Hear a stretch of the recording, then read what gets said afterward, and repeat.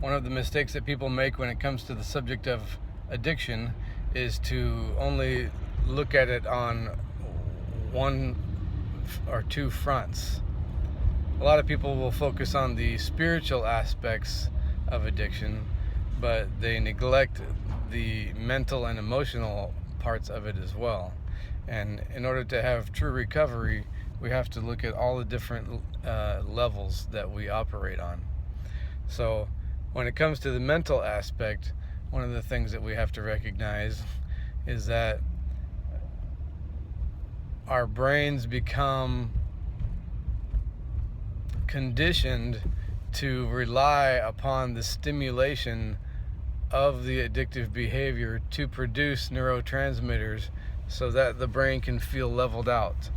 And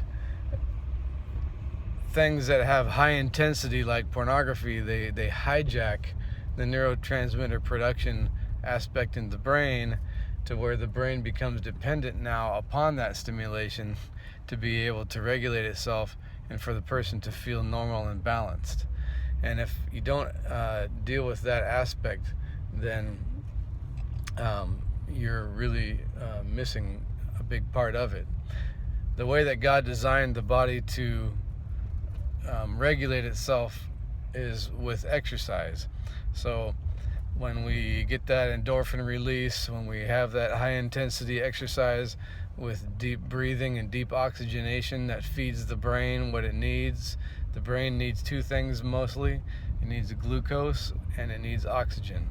So exercise gives the oxygen, and it also increases the production of serotonin and dopamine. And that's the way God designed for it to operate correctly. So if you're not exercising, then you will have very limited success with addiction.